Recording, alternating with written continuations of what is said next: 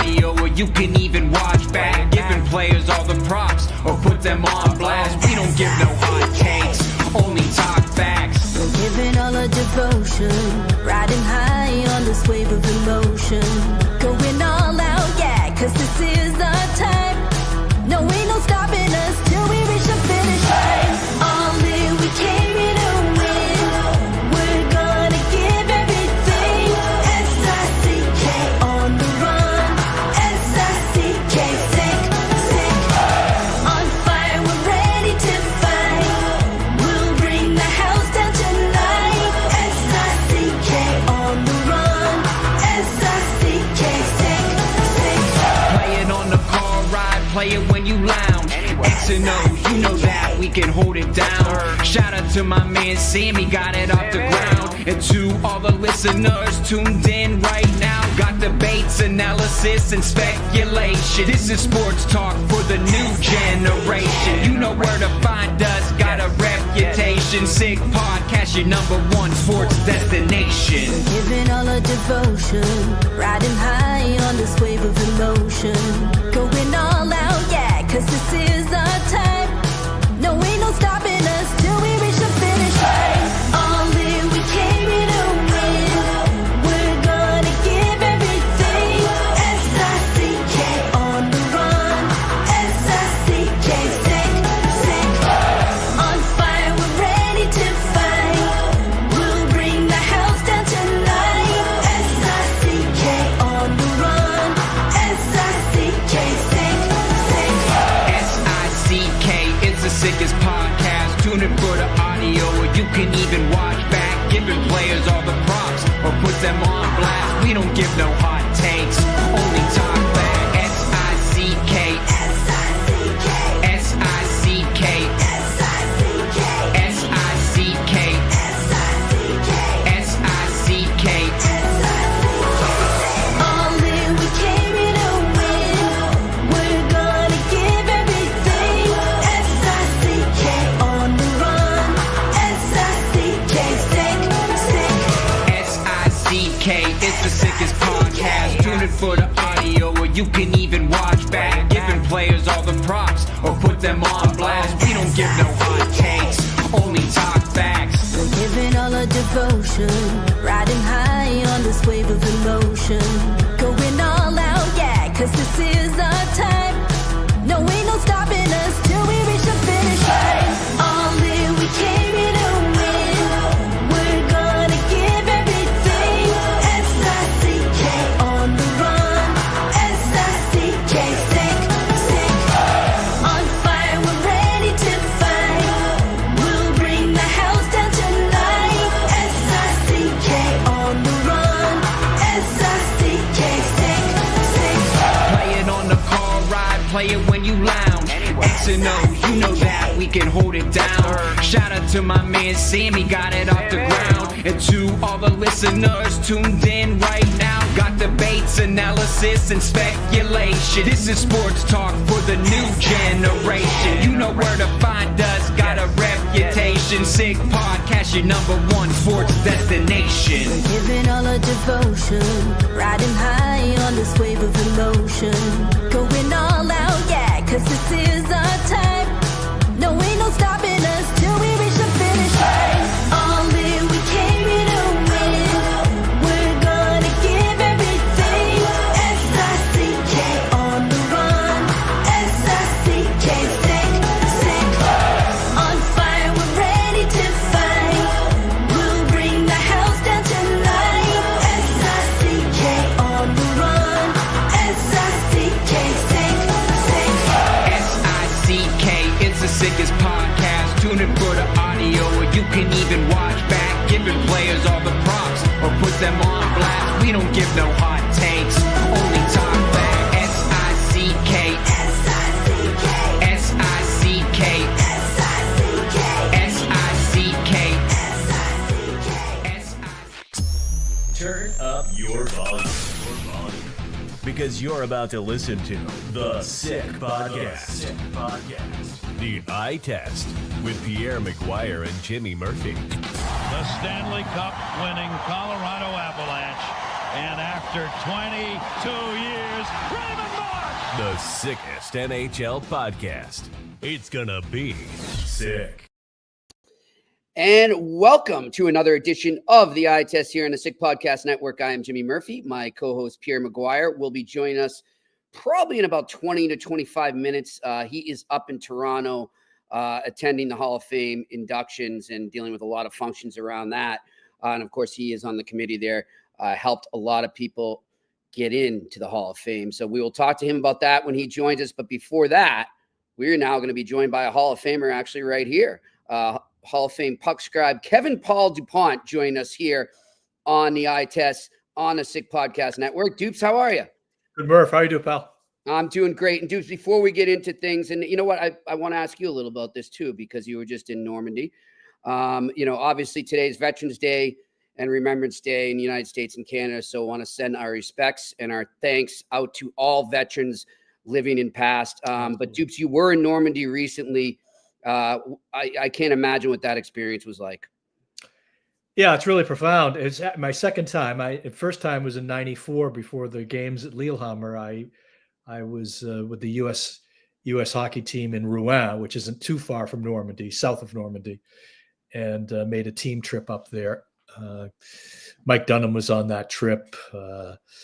John Cuniff, Garth Snow. So it was good. And so I got to see it sort of through the eyes of younger kids.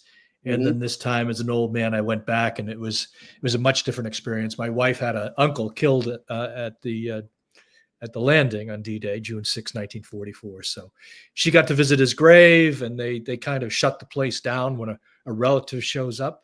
So that was impressive. Wow. It is one heck of an experience. It is somber, as you might imagine. Right. A great thing to experience. For sure. And of course, I told them people here before, my dad was a Marine in Vietnam. Yeah. He lost his life indirectly from stuff he suffered through that war 10 years ago. He passed. So thinking of him today and thinking of all veterans for sure. All right, Dupes, let's get into the Boston Bruins. Let's do it. Which, is an interesting topic in itself these days. Look, I want to go right to the other night after the Bruins blow another lead against the Calgary Flames. They get outshot 12-0 in the third period. Actually went 25 whole game minutes without a shot on net, and then they lose in overtime. And this was the post game with Jim Montgomery, and you asking some pretty good questions that Jim had some interesting answers for. Let's go to that right now. Figure out why. We look at it, what we're doing sports science wise. We'll come up with answers. Right now I don't have an answer for you. Do you think conditioning or endurance or anything like that has been an issue? We thought so during camp, but we don't think so anymore. Jim, do you question whether they're listening? No, I don't question that. So what's preventing it from the message getting through? It's up for you guys to figure that out and come up with a reason. We just weren't good enough. You guys can write what you guys think is the malaise on the team and what's going wrong. Okay, so you hear that, Dupes, and I want to know instantly what was going through your head when he gave you that answer. Well, the word that came immediately to mind is frustration. It could be interpreted a million different ways here that he's at a loss for answers. I take it as frustrated and a classic case of, and I think this is a failure among coaches across the board, an unwillingness, if not a fear, to put it right on a guy's chin and say, he will say it that we weren't good enough, but typically they won't say, and he won't say the 4 or 5 guys they're counting on, and that's how your team goes. And they're not getting it from those 4 or 5 guys. I wrote that column 10 days ago in terms of guys and where sort of this blame should be. But he strikes me as at a loss for answers. And today, I went to practice today, first time back. I would say Jim Montgomery was in a better mood. They've made some changes here. Part of what I wrote for I get lost in my days here, but Yep. actually Right. for today's paper, I wrote they've got to get Charlie McAvoy off the first power play unit. Mhm. They've did that. I wanted to see them put Geeky back in the lineup. They've done that. They've sent Matt Watrous down to Providence. So all of which I say is, if the old man covering the team can see it, I think everybody can see it. They're acknowledging that here with some of these moves. But I think most of all with Montgomery, it's frustration. Now, whether they've tuned him out, whether they've quit on him, those are very tough assessments to make. I'll only say I'm not getting that back talk from guys that I've known well to give me the sense that they have. I do think they still like him, but you know what? You can put all that stuff in a basket. Results are results, or they're not. And right now, they're not. The interesting thing, Dupes, and this isn't the second time the whole topic of conditioning coming in shape and ready to go in camp has come up. And what's interesting to me about that is something that this organization has prided themselves on for the last, almost 15 to 17 years has been their culture. And that these guys always come in and they're ready to go. And there's a buy-in from the second they arrive at training camp. And even without that being said, I wasn't there a lot of the practices in camp, but I just read the comments or the stories from you and other writers and talk to people within the team. It was a different vibe. It was just something I couldn't pinpoint. I couldn't put a label on it or just interpret it. There was something different that didn't feel right. And I know, you look at preseason, you're like, well, it's preseason. They'll get it going in a regular season. Right. But they haven't. And it's just been always one step forward, two steps back throughout this season so far. And then you pile on the fact that, and I don't know, you've been around this league longer than me, but I never think it's a good situation when a coach comes into a season on an expiring contract. I don't think it's a good vibe for a team. I don't think it's a good environment to create. And as this has gone on and they just can't seem to get going and find their footing out there, it just feels like, he's halfway down the plank here. And I don't think that's what's deserved. I don't think he is the issue right now at all. But it just seems like that's where it's headed. And as we were just saying off the air too, you look back to when the year that Claude Julien was fired, heading into that season, they brought Bruce Cassidy in as an assistant, put him on the bench, called him up for Providence. And this year they go back and they hire Jay Leach. They put him right on the bench. And I just remember saying, Joe Haggerty, we both looked at each other like, that's not a good sign for Montgomery. And, here we are. And so I wonder, like, I myself, if I'm Don Sweeney, I think the answer would be to make a shake-up trade. But that never seems to happen, obviously, because of the salary cap. So, Dupes, where are we 2 weeks from now? Are we looking at a different coach behind the bench, do you think? Well, there's a lot there, Murph. We could do the whole podcast on that question. Yeah. So I will say this. I agree with you. I think they could use that sort of thunderclap trade of a big name. The problem with there is, as you've talked about, is the cap. Guaranteed contracts, no move, no trade. The guy that they could move because he was young when he signed that whopping deal back in September or very start of October, Jeremy Swayman. You're going to trade Jeremy Swayman? I don't think so. Not now. But, they do have that leeway with his contract. That's the only reason I bring it up. So, no, I think that the team is the team. They don't do that. You can't even easily swap guys down to the minors. That old trick, bring 3 kids up from the minors and let them play with some energy and usually ship them out the next day because they were all energy, but no points. Saw that a million times. So this is the team. And it's incumbent on the coach, of course, try to find that answer. Could he be fine? I would say if they had 2 stinkers on this road trip now at St. Louis and Dallas, and they had something akin to no shots in the third period as they did Saturday night against the Senators, I would expect it would make a change. That's it. I think they'll probably play okay. I would think they'd come out of it with at least 1 win. They could win both. And I think the band rolls on. It's not like they've faded out of contention here. But they're in that 500 class, win one, lose one, as you say, win one, lose one, tie one, or overtime, lose one. And you play that way into the thick of the holiday season. You're playing that way by the end of December. Typically, you're out of it. Now, they're going to be in St. Louis tomorrow night.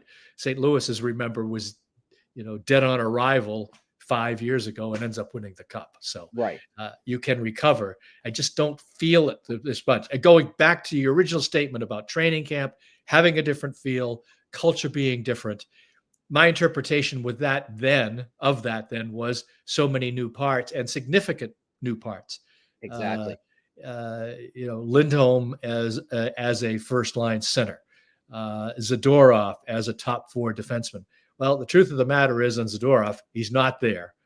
He may end up being a horrendous hire if I don't see more. I think Lindholm, if the product lifts up a little bit and he gets going and gets some points, I think he could. He's not. I don't think he's an elite number 1 center, and they've overpaid. But that's true all the time in those UFA signings. You're going to overpay, but I think he could be a reliable, good, solid part somewhere under the Bergeron Krejci tier. But Zadorov right now, what's he contributing? I would say next to nothing.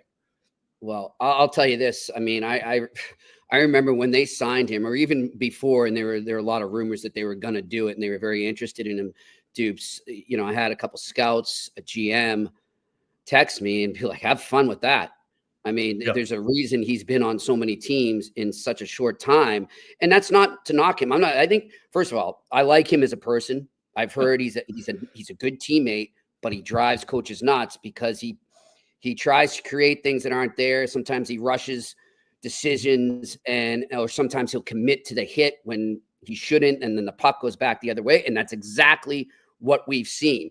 I think he's great in a third pairing situation, and I think that's sort of was the reputation that followed him. But like you said, I get it. The market's different. You always end up overpaying in this market these days, in the free agent market. I get that, so I'm not completely blaming Don Sweeney or Cam Neely on that. But the one thing I will look at when it comes to Don Sweeney and Cam Neely, and look, hindsight's 2020, and there's really nothing they can do about it right now, and I don't think in season, is you mentioned Lindholm there being right below that Bergeron Krejci tier. Didn't we all see this coming, that the Bruins would get to this point where once, Bergeron and Krejci were gone, there was going to be a drop off up the middle a bit? And it seemed like the more we got closer to that, maybe the team, some of the media, some of the fans, who knows, maybe we all got a little fooled because they had 2 really surprising good seasons under Montgomery. Yes. But yet that center position was not being addressed. Did you sense that at all over the last 2 years? Yes, to a degree. So what made them a very, very good team that went on to win the cup and had some really good, solid years is the spine of the team was Bergeron, Chara, Rask. They had elite guy in each of those 3 positions. Exactly. And really, it's a league if you have those 3 players, and they had more than that. And specifically, they really, with Krejci, who was underrated by many, many people, me at times, they really had 2 elite centers. So, over time, those guys have gone away, as they always do, and they haven't plugged in. Charlie, but for my money, McAvoy is not an elite defenseman. I know I'll get a lot of pushback on that from a lot of people. I like him. I like him a lot. He's got some really good tools. But Chara was an elite defenseman in a whole separate category that I don't think anybody's going to replicate. Right. But I will give you in the Doughty definition of an elite number 1 defenseman. I was just going to say his name. Charlie's not there. He isn't. And that said, he's still a pretty young guy, Charlie. He's got a lot of miles on him in terms of, not miles in terms of injury and wear, but he's got a lot of experience. Thus far, he hasn't blossomed into that player, and it's getting on time now that you really want to see that. They've paid him, they've given him the letter, they've given him the status, but he hasn't played up to it. And it isn't just his shortcomings on the power play. It's the stuff, right? It's deliver that bone-rattling check that we know he can. Do that. Do it once a week. Do it 3 or 4 times a month, and just have that in you. So it doesn't. It comes and goes. It mostly goes with him on that score. So yes, a very good, but in my mind, not an elite franchise defenseman. Swayman may be that. He's not that yet. I think certainly they've paid him to be that, but he's not that yet. If they got that elite number one set, they don't have that. So over time, I mean, a lot of this comes up as the culture discussion. Culture often is just, do you have the real players? And they haven't replaced those real players with guys yet. Even Pasternak, as much as I like him, and there are only a handful of guys who can score that way. He's fighting it this year. There was a story over the weekend that he gave to the Czech media that his summer was interrupted because of the injury at Worlds. I think he actually was injured before he got to Worlds. I think he wore down a little more at Worlds. So there's a whole lot in that mix, but over the evolution of the team, they haven't, and this is true of a lot of teams. They just haven't replaced the great parts they had. And look, I mean, everything goes in cycles, dudes. You've covered this team long enough to know that. I mean, it's the game, it's life. It is what it is. Right. So I'm not necessarily knocking them that hard for that. I mean, it's understandable. I've been waiting sort of for this to happen for a bit now, and they surprised us with these last 2 seasons. But it seems like maybe it's here now. But you bring up McAvoy, and you mentioned off the top how they are going to replace him on the top power play with Hampus Lindholm. I'm like you. I've been clamoring for this since the beginning of the season. Look, he doesn't like to shoot for whatever reason. It's not in his makeup. I don't know. What he can do, though, I think, and what this may enable him to do, I wouldn't put him right on the point on the second power play unit yet. I like when he can be a rover, dudes. I like when he can pinch when he feels like it, go down, create offense, maybe go in and score a goal himself that way.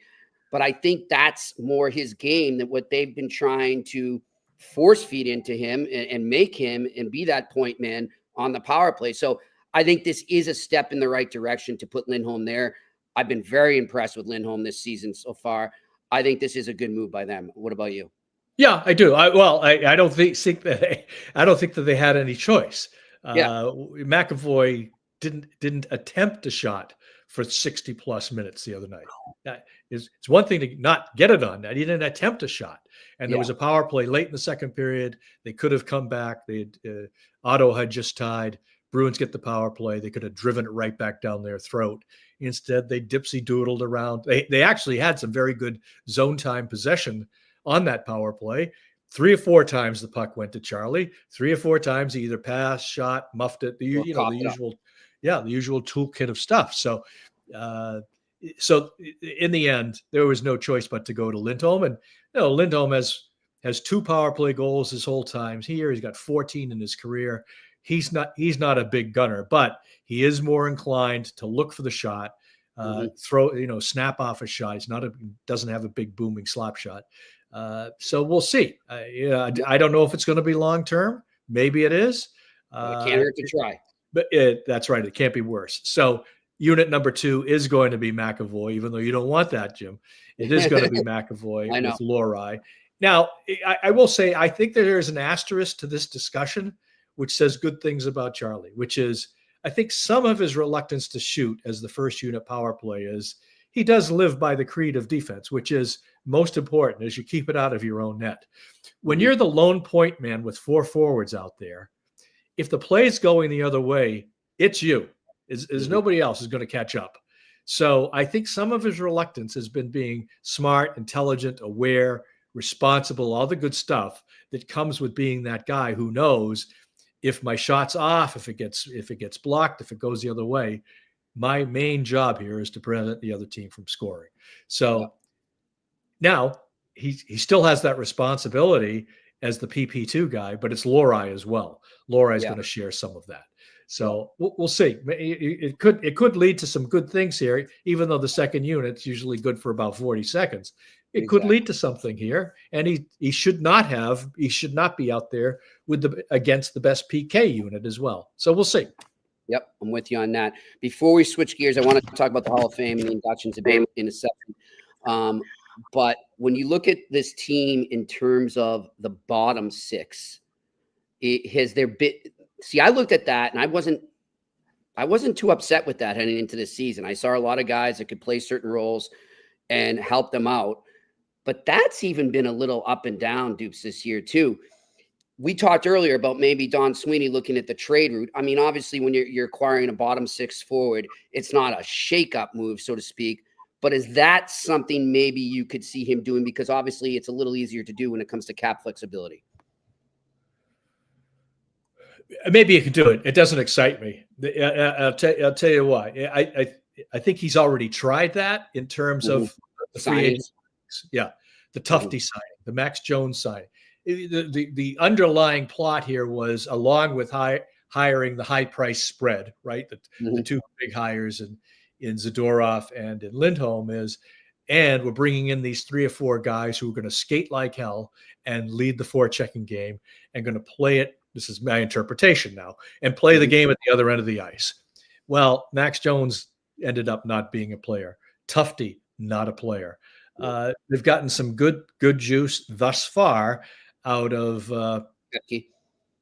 Kepke and the guy in the middle, whose name is the former Kastelik. So, they've gotten some good wear and juice. I also know what usually happens with those guys after the third of the season goes by. They're just third and stocking stuffers, as I call them. Yeah. So we'll see. I hope they do more. They're good guys. They have put in a good effort here. I think in some ways their performance has been enhanced by the fact that no one else is doing anything. Right. So we'll see. But I think in terms of trying to build it up from the lower tier with a trade, doesn't excite me so much. Exactly. I'm with you on that. By the way, you mentioned. Now, I will say, if this guy doesn't fit that definition, if you go out and get Trouba and bring him in, and because we know the Rangers tried to move him, and there's somebody back there who is going to take off a few heads, as much as part of me doesn't really like that stuff, but that something like that could change the tone definitively. Well, I think that's what they were looking for in Zadorov, but it hasn't happened yet, right? Exactly. Listen, we're going to bring in, for the last couple minutes here of your segment, our good friend and my teammate Pierre McGuire joining us here live from Toronto, getting ready for the Hall of Fame inductions. Pierre, how are you? Oh, we don't have a sound, Pierre. We don't have your sound. Actually, it's the best Pierre's ever sounded, I think. He's looking great. We can't hear you, Pierre. All right, we'll fix that in a bit. One thing I want to bring up too in the comment section there, a good point by Energize. You were talking about Charlie McAvoy not getting enough shots off, and we mentioned the no shots in the third period. Energize, I don't know if you can pull it up, Shane, but there's a comment over that said the craziest thing in that game was Brady Tkachuk had 12 shots on goal by himself. The entire Bruins roster had a combined 16. So that's exactly what you're talking about there. I mean, there needs to be more. Just get it to the net. As they always say, good things can happen. And usually get it to the net is part A. Part B is get yourself to the net, right? Yes. As opposed to this one and done. No, I got it up there. I remember having this discussion once with Glenn Murray. Glenn Murray was putting shots, from the right dot consistently on. And what happened? He put the shot and then just be staring at it. Yeah. Go, shoot, go, Yep, and not alone. There should be 2 guys going to the net. Yep, I'm with you. All right. We got Pierre. Let's bring him in. Let's see if we got the sound here to go with his beautiful suit he's got going. What do we got? Ready to go now, boys? All right. Beautiful. There he is. So what I was saying before, I heard this little cheap shot at me. My favorite Hall of Famer is on the air right now, Paul Dupont. And so I heard you talking about Mark Kastelik, one of my favorites who I worked with in Ottawa. I can't say enough good things about him. Nice. You thought about Kepke. You couldn't say enough good things about him. That's why I love having Kevin on. He's a true Hall of Famer. He gets how to evaluate players without being a fanboy kind of a guy. Yep. Yeah. Yeah. Well, I agree. These days, Pierre, there's nothing to be a fanboy about anyway. Yeah. These guys. That's very nice, Ian. Good to see you. Great to see you, sir. Pierre, how is it up there? It must be great seeing some old faces and getting together with everybody before the inductions tonight, huh? Yeah, it's never boring, Jimmy. It's an amazing honor to be part of this whole thing, as Kevin knows, and so happy for the newest inductees. You know, you think about Shea Weber. I had an amazing conversation. Kevin will appreciate this in the lobby of the Westin Hotel with Pavel Datsyuk this morning. And, you know, I've known Pavel a long time, and it's from where he comes from to where he is now. Yekaterinburg to here is a pretty amazing story. And we were talking about his 7-year-old boy, and I said, what does he do?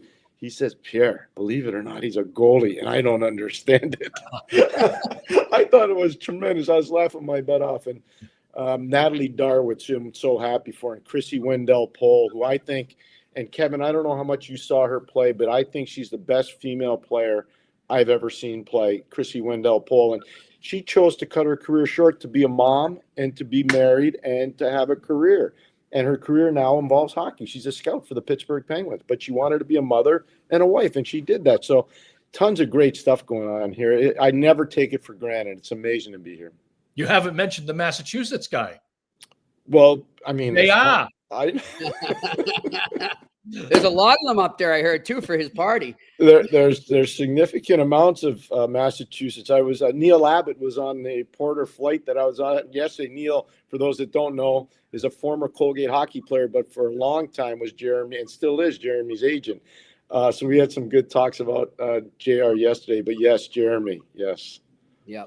And I would think, and this is I don't want to hijack the conversation here, no.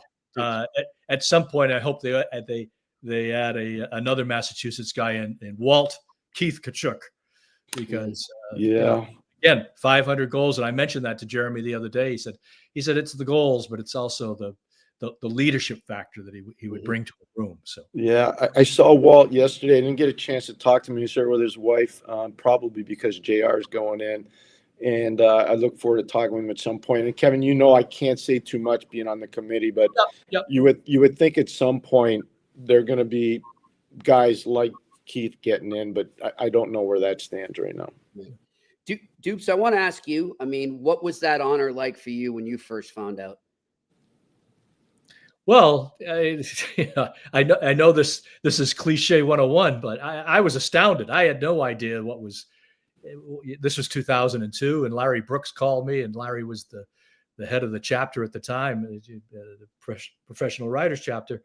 And it was, I do remember this. I was covered in poison oak, so miserable and on prednisone. Oh, no. So I thought the whole thing was some sort of joke, but no, it was sincere. It was anything but a joke, and it was a great honor.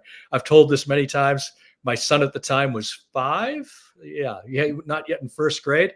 Of course, he only knows bits of what's going on at age 5, as his old man does now at age 72. And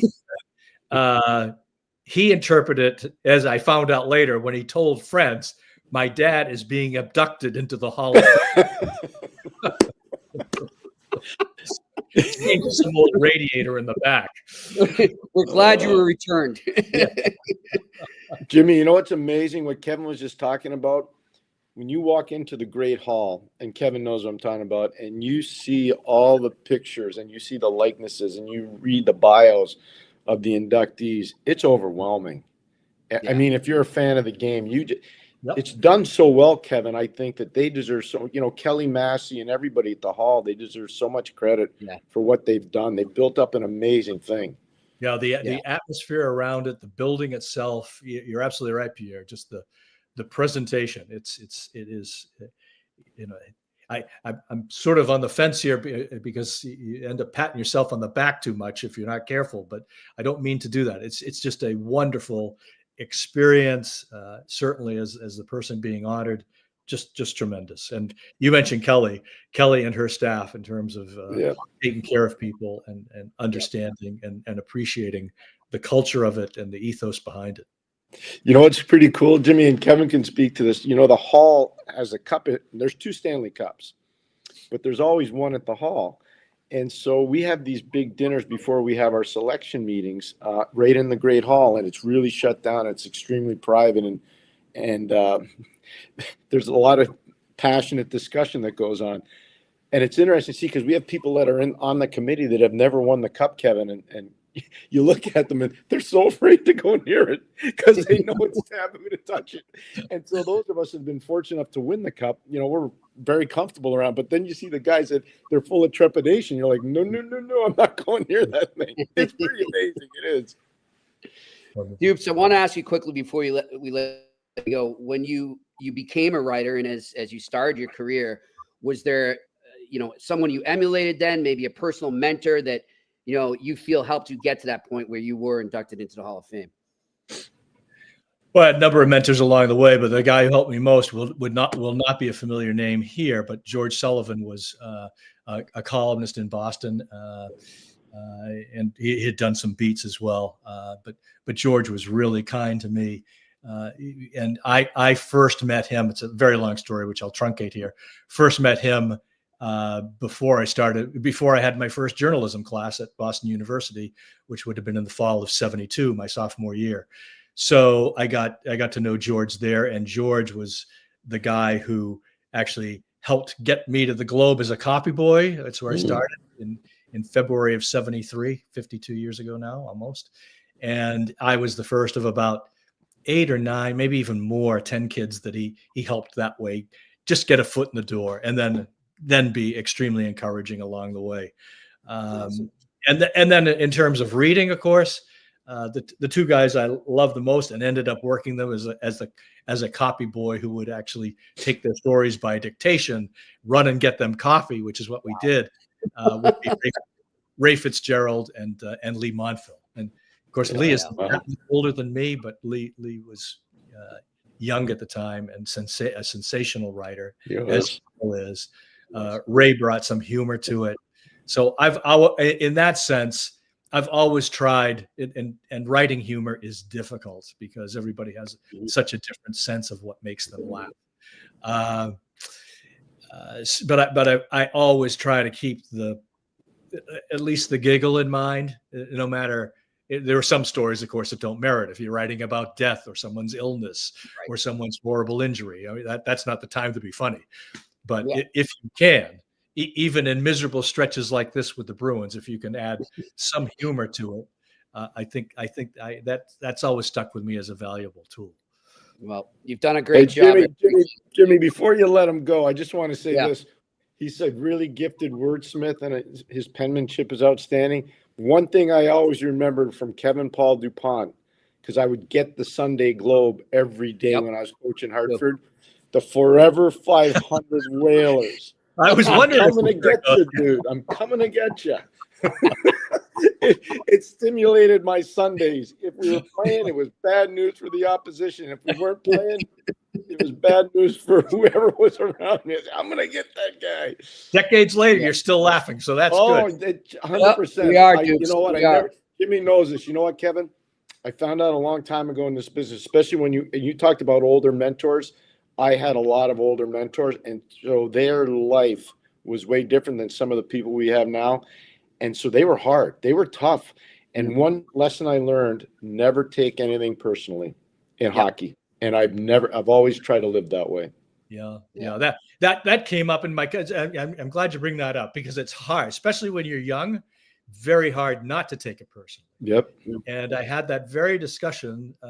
I talked to Jeremy Roenick as the lead to this Sunday's notes, and he was talking about that very conversation at age 18 with Mike Keenan just tearing into him. We had him on last week, Dupes. Who, Keenan, did you? Yeah. Good. And he was great. He was great. Yeah. But it's a great lesson for sure. Jeremy said, if this is how the guy feels, then he sees something that I don't see, and I had better see it. So, which I can't tell you at age 18, I would have been that knowledgeable or aware. Tough. Good stuff. Well, listen, Dupes, we appreciate it. I tell you what, I have so much respect for you. And, you know, those pictures you sent out from Omaha Beach and Normandy, that hits close to home for me. My grandmother was from Brittany. Her home had been taken over by the Nazis. And what you sent back, I grew up as a kid going there in the summers to visit my grandmother. And, you know, she would tell us stories. And so I'm so appreciative of what you did there. It meant so much to my family and to me. Well, it is a special part of the world, as you're well aware. Mhm. And then when you consider the history that of the last almost 100 years, it's an astounding place to be. Thanks, Pierre. Yep. Thank you, Kevin. Thank you, Kevin, and keep up the great work, and we'll see you around the rinks, my friend. All right, guys. You're gonna not bail out on me. I want to see you soon. I know. I got to get over to the rink in Bedford too. I'll see you there. That's what we've been doing. We're trying to get you out there. We want to get you on your wheels. Get going. Oh, Let's man. go. Yeah. Now, there is comedy. Yeah. Dupes, have a good one. You, Kevin Thanks. Paul Dupont joining us here on the eye test on Hockey Hall of Fame induction Monday. A Hall of Famer himself, and Pierre, one of the best. I mean, as I've told you many times, and I didn't want to embarrass him or anything, but I mean, growing up, he was one of my inspirations to write. I mean, if you're read him so much, it was my favorite part of the week. It really was. Jimmy, if you're a fan of the National Hockey League and you don't know Kevin Paul Dupont's Sunday column, then you're not really a fan of the league. No, you're not. It's so enlightening. There's he's written about me positive and negative, and a lot of other coaches too. You heard him talk about Jeremy Roenick. I mean, I'm sure there's stuff that some of the guys that are in the Bruins organization now didn't like that he wrote. Oh yeah. But then he's fair. He's firm but fair, and then he'll write when they're doing something well. He'll write it too. So, I think my big takeaway is he is man enough to go down to the room if you write something bad and be there if somebody wants to talk to him. He never once tried to ditch me, ever. Whether I was coaching in Pittsburgh, Hartford, or Ottawa, never if he wrote something, he'd be there. And I think he would tell you, I never once lashed out at him.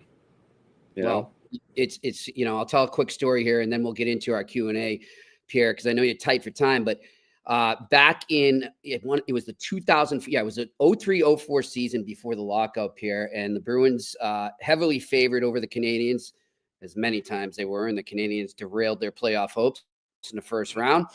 They lost, I believe it was in 7 games.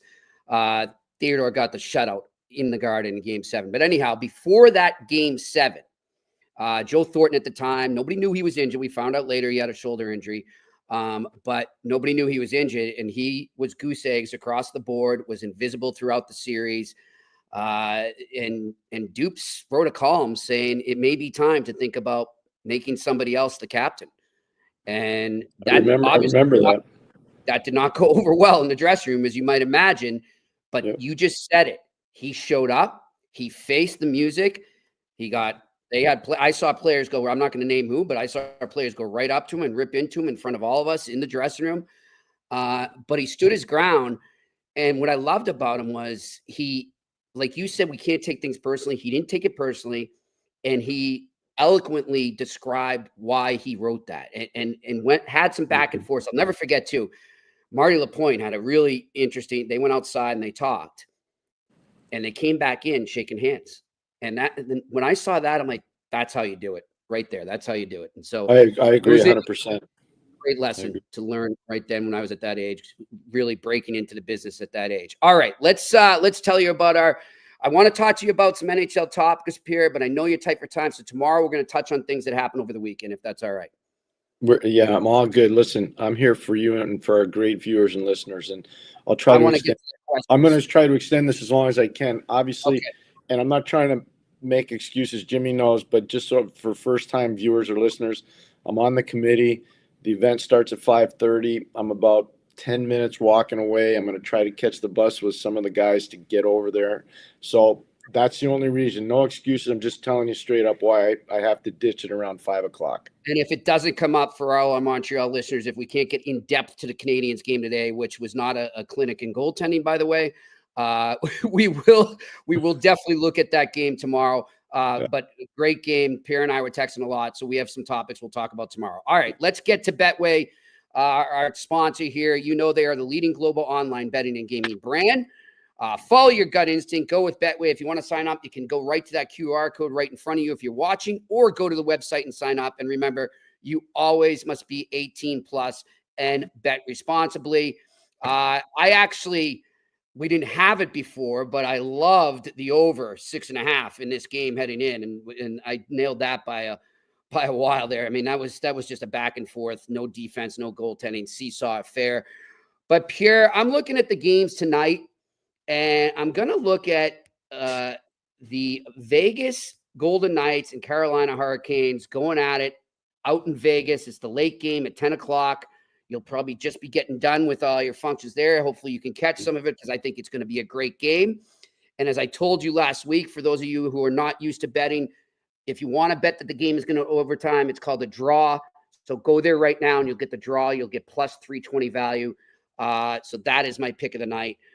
We'll go there. And Pierre, I spoke to our good friend Sarah Stanton today from Cara Travel, and she is getting very excited. I told you that text, and you said how she seemed. I said she's a happy stressed, if that makes sense. She's juggling so much, and apparently some new things got tossed on her plate today that involve a concert apparently that we'll be going to with some bands playing. So really looking forward to that. We were talking about our shows we'll be doing at the Heart. We got a show in Dublin as well that Monday that week, and then the next 3 days we'll be at the Heart.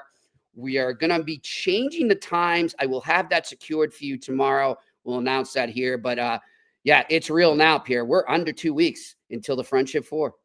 Well, it's been real ever since Sarah committed to us, and everybody there committed to us. So we're really grateful. We're looking forward to it. Everybody with the Belfast Giants has been amazing with us. And I'm so pumped to get there, Jimmy. You know, I'm glad to be going there with you. I think it's going to be an amazing pilgrimage for you. And I think it's going to be fantastic for our fans that are over there right now. We can't wait to meet you and see you and talk hockey with you. And really excited and, meet the coaches of BU, of Merrimack, of Harvard, of Notre Dame. Meet the players. I think it's so important so that they're not just names. There's stories behind those names, and I want you to meet them and understand those stories. It's really going to be a cool experience for all of us that are going to be going. I'm really, really excited for us.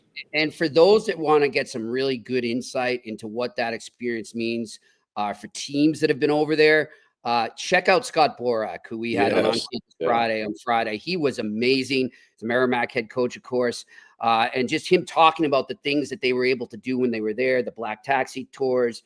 And just learning the history of Belfast and understanding that, unfortunately, there are still tensions there, but understanding the way that this tournament and these games, and in effect, him and his players and the people who participated in do bring that community together. So I highly urge everybody to check that out. He was really good, Pierre. And that's he was outstanding.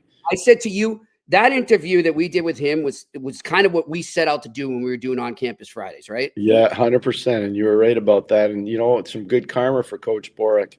They swept this weekend in their series with UConn. Yeah. So he might be asking to come on here for like 1 or 2 minutes every week now. We'll see what happens. All right, let's get to that Q&A right now because I saw a lot of them lining up as we had Paul Dupont on here. What are we going to start off with? Hiya, Jimmy. Hey, Pierre. This question's for you. Have you ever been in a situation where management has relayed a message to the fan base and then the exact opposite message to the team? Just curious. Great show. Love your stuff. Keep it going. Knuckles Nyland, that's going to rock. Of course, he's talking about Knuckles Nyland. Chris Nyland is now a part of the Sick Podcast Network. In case you didn't know, definitely check out his podcast. Pierre, I'll let you take this. I love having Knuckles as a teammate too. Oh, it's great. It's fantastic. It's great. That's great.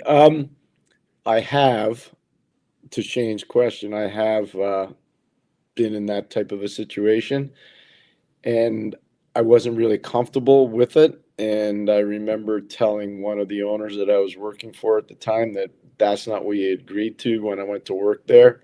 Mm-hmm. And let's leave it at that. All right. We will leave it at that. And we appreciate Shane's questions as well. And Shane, if you're watching, thank you for your service. Thank you very much. Very much. Yep. Veterans Day here. All right. Next question.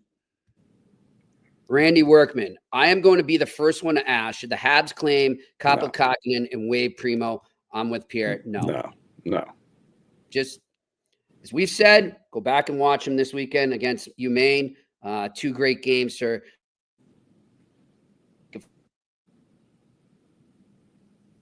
Don't worry about goaltending right now. There's bigger things to worry about with the Canadians. All right, next question. And I know today didn't say that, but next question. Alex Ivanovsky, are you surprised everyone is still really tight point-wise? Excuse me, only team that seems to be separating itself is Winnipeg and maybe Florida. Pierre and I had this conversation today. You're a psychic, Alex. We always ask great questions. I don't think we are. I mean, I think we've seen this more and more every year. The parity at the top, as you said to me today, Pierre, has never been tighter. No, it's never been tighter. We've never had this many good players in the league spread around the league, and I think that speaks to the parity. The salary cap obviously helps that a lot too. One of the things I told Jimmy this, and I mean it, make sure you pay attention. I know everybody likes to look at the standings, but when you read the standings, don't look at them, read the standings and look at one ledger, and it's the GF or the goal differential. The goal differential, just go look at it. And that will tell you a lot of where your team is trending. And it's a very important part of that standings column that people do not look at. Mm-hmm. And I gave an example of my hypothesis to Jimmy today, and he can tell you that it works. It works. The theory works. And it's been working more and more every year for the last few years. So check it out right now. And now is a great time to check it out, Pierre, as we approach that. Deadline's not the word I'll use. No, but it's a date. It's a date in the schedule, on the schedule. And it's U.S. Thanksgiving. American Thanksgiving. Yep. Mm-hmm. So it's coming up. All right, next question. Postnet on 130. Goalie poke check. We hardly see them. Is it a thing? Skill of the pass? So many NHL goalies play so deep in the net. Totally with you, Postnet. I always love that move as a goalie. We don't see it as much anymore, Pierre. Well, that's part of it. They play deep. The other part is the skills. The hand skills of the players have never been better. Their ability to elevate the puck has never been better. And so the goalies are getting burned. When you see the guys that do try poke checks, the forwards that are attacking them, even the defensemen sometimes that are attacking them, they don't get poke checks. So, again, it's a lot of skill development that's going on in the summertime too. Yep, for sure. All right, next question. Alex Ivanovsky again. I've always said Pavel Datsyuk might have been the best player in the NHL from 2007 to 2009. He played an honest game and still had over 90+ one year and still won the Selke in 2009. Is he underrated? I don't know if underrated is the word, but I mean, Pierre, I kind of see where Alex is coming from when you think of superstars since, let's say, 2000. He doesn't come up as much as others. But I think it's because he just did so much and he was such a natural two-way player. We tend to focus on the pizzazz and the finesse. So maybe that's kind of what Alex is saying there. Yeah, no, that's fair. You know, Crosby was really good in those years too. People forget that. And Kopitar was really starting to come at that time too. And so was Jonathan Toews. So you have to look at the people that were coming in at the same time. And so they all had different little tricks that they were good at, and Pav was stealing the puck. He was the ultimate kleptomaniac in the NHL. Nobody stole pucks more than him. He was amazing at it. I talked to him about it this morning when we visited in the lobby here at the Westin Hotel in Toronto. So, no, Pav, do I think he was underrated? No, because I broadcast, I'm going to say, well over 100 of his games over the course of his career, and I would just say that he was always really good. In most hockey evaluators' eyes, he was always really special. Yeah, and I definitely urge, and we are pumping our tires. Go check out the Ken Holland interview we did last week and what Ken Holland had to say about him and the role he played in the transition after Yzerman left, and then just how he kept things going for the Detroit Red Wings. So I urge you to check that out. All right, next question. Randy Workman, and now the Flames have lost Mantha for the year. How fast should they replace him? Right away, and they have it. Matt Coronado. Don't waste any time. Matt Coronado's there. He's ripping it up since he got called. They don't need to worry about other stuff. Get Matt Coronado playing in the top six. It's pretty simple. I want to send my best out to Mantha too. I feel bad. So the fans at home understand for Anthony. He signed a 1-year deal to go to Calgary, and this is a contract year for him, and this is terrible news. Jimmy, as soon as that happened, I texted you right away, and I was like, oh, man, I can't believe it for this poor kid. It's terrible news. Yeah, I'm not watching him as much as you, Randy, but I felt like from the games I did watch with Calgary, he was starting to find his game and doing more of the little things that he wasn't doing before and needed to do. And I feel bad for him. So our best to him. All right, next question. Ron LaRoque. What's up, Ron? when Patrick Laine comes back, is he going to understand the hybrid game? Has he played it before?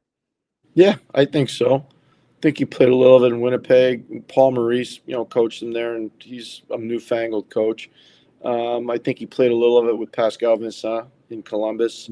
So I don't think that's going to be an issue for him at all. I think where he's really going to make an addition, and I told Melnick this before the season started on Montreal radio, I thought the Canadiens' power play would be at 23% or better for the course of the year. And right now it's at 23.6, Jimmy, I think, if I'm correct. So they're on target, and I think he makes their power play better, and I think he makes some of their 5-on-5 scoring better. So I don't think that'll be a problem. All right. Well, that's what we got for questions. That's all today. Perfect timing because we're going to get Pierre down there so he can go over there with the crew. But Pierre, we got a good guest coming on tomorrow. We can announce it now. New Jersey Devils general manager Tom Fitzgerald will be joining us tomorrow at 4:15 p.m. Eastern. So you don't want to miss that. Potentially another general manager in the NHL will be joining us on Wednesday. And then a new podcast host, I can't see his name, we're trying to confirm for Thursday. So a jam-packed week coming up. And then, of course, we'll have On Campus Friday to close it out. But Pierre, listen, you have a wonderful time out there. Tell everybody I say hi out there and, enjoy. That's it, my friend. I'll be talking to you from Canton, New York tomorrow, getting ready for the Clarkson St. Lawrence women's game at 11 o'clock on Wednesday morning. Yep. It's going to be broadcast coast to coast on Wednesday morning, starting at 11 o'clock. So really excited about that. And two really high-powered women's teams. And the coach from St. Lawrence, Chris Wells, is a guy that actually recruited the coach from Clarkson, Matt DeRocher. So it's a pretty cool story. DeRocher was an All-American defenseman at St. Lawrence. Yep. Now he coaches the enemy over at Clarkson. So it's a pretty cool story. Oh, good stuff. Pierre, what's the reason for the 11 a.m. game in the middle of the week? But it's something that Harvard started, I want to say 3 years ago. And They found what they did is they proposed it to some of the local school boards. And so those schools actually made it a field day kind of an experience for the younger students, and they fill the building. So Appleton Arena, which is an iconic building in college hockey, and remember, that's going to be filled to the rafters, and it's all kids from the area, whether they be from Gouverneur or Potsdam or Canton, Salmon River. I mean, all these different entities that are around Canton, New York. All those young students are going to be able to come, and I think it's an exciting time for them. Really exciting. Our good friend Doug Christensen going to be there, I imagine? I don't know if Doug's going to be there. I should call him tomorrow and find out as I drive over to Canton. But, I'm going to take the train tomorrow. Old school. I'm going Original 6 tomorrow. I'm taking the train to Montreal, picking up a car, and driving to Canton, New York. So it'll be good. I love it. Enjoy it. We will talk, I'm sure, Pierre. Enjoy the festivities tonight. And for everyone out there, I want to thank Paul Dupont for joining us here on the Eye Test, and also to you, the viewers and the listeners. And again, thank you to our veterans. This has been another edition of the Eye Test on the Sick Podcast Network. And that's a wrap. Hope you don't miss us too much until next time. Follow the Eye Test with Pierre McGuire and Jimmy Murphy on YouTube, Facebook, Google Play, and Apple Podcasts.